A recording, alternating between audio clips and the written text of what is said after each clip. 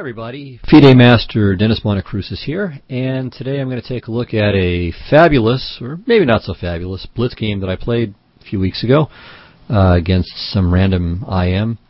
And, well, the reason why I'm showing it is that it was kind of a fun game. I mean, it's very, very short, but a little bit amusing. But also, it was occasioned by my seeing, recently browsing this or that chess site, that there's a new book on the Ponziani that just came out. And this struck me as an answer to a question that absolutely nobody is asking. I don't think I've ever heard anyone say, gosh, I wish there was a book on the Ponziani. Hope someone's writing one. When do you think it'll come out? Never heard this in my life. The Ponziani is one of the absolutely most boring openings imaginable. And it's funny, because some people play it because they want to avoid dull theory. Well, okay, perhaps, they're avoiding dull theory and going to dull theory. Anyway, for those of you who play the Ponziani and love it, and I'm insulting you, I sort of apologize, but not entirely. And it depends. I mean, there are some very interesting lines in this opening, but by and large, I mean, the main line is just exceedingly dull. And, it's been known to cause hundreds of deaths among club players worldwide. All right, well, let's take a look at this game and this opening. So e4, e5, knight f3, knight c6, and c3. This is what constitutes the Ponziani. So it's a logical move. I mean, the idea is to play d4 and grab the full pawn center. And it's very sensible. Now, there are a couple of ways that black can play against this. A couple of main ways. I mean, there are all kinds of sidelines that are possible here as against practically any opening. So the main moves are knight to f6, which is what I played, and d5, which is a sharper approach, and maybe justifies it. Now, once upon a time it was thought that bishop to b5 was good here. I think now this is considered not so good. I don't remember all the ins and outs. I mean, it's probably something, I don't know if it's queen of g5 here or queen of d5. Anyway, if you care about this opening, you can look it up. Queen d5 is the most common move, but I have a feeling maybe queen of g5 is the move. So let's see. Queen g5, queen a4, queen g2, bishop c6 check, pawn takes, queen over, king to d8, rook f1, bishop h3, queen a8, king e7. Okay, and this is just some kind of bizarre series. This has been played a number of times, and I have no idea what's going on here. But if you want to play the Ponziani, you should know about this. On the other hand, I'm sorry, I should say if you want to play this against the Ponziani, you should know about it. I believe the current main line against it is queen a4.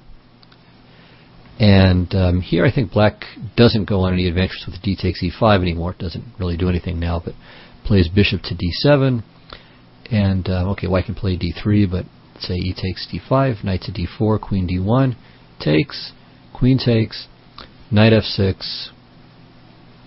And black, I would suppose, has reasonable compensation for the material here. I don't see why he wouldn't, but perhaps Ponziani aficionados know better.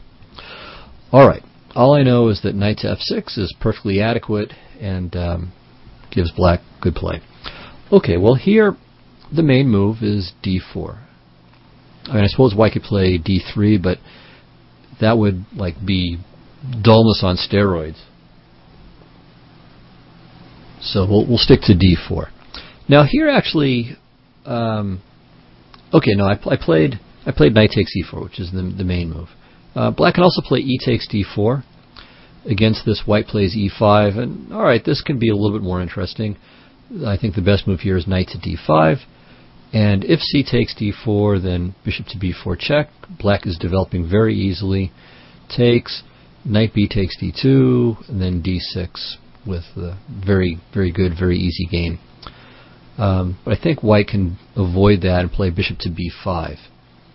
And this is maybe more challenging. Alright, I'll not go any further with this. This might even transpose into some kind of goofy Ruy Lopez line.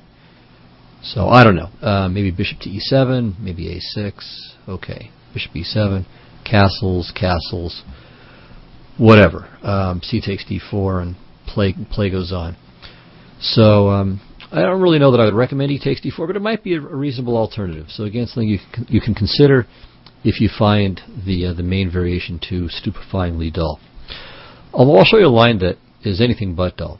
So knight takes e4 is what I played. d5 is the only move that ever gets played here. And now black has three main moves. So there's knight to b8, not considered especially interesting. Knight takes e5, queen to e7, queen d4, knight to d6. Alright, and this goes on in its own thrill-packed way.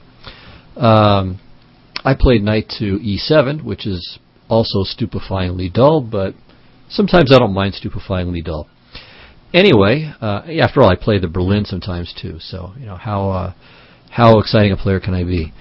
And then the exciting line is bishop to c5, and maybe I should play this next time I face this in blitz, just to put a little verve into the game. So d takes c6, bishop f2, not knight f2. Knight f2 is just a blunder, I believe. If I remember right, queen to d5 is just awful. So we're threatening to take, we're threatening to take, we're threatening to take. This is too much. So bishop f2, king e2, and then b takes c6. And this is quite entertaining. So black's got three pawns, three of the little guys for the piece.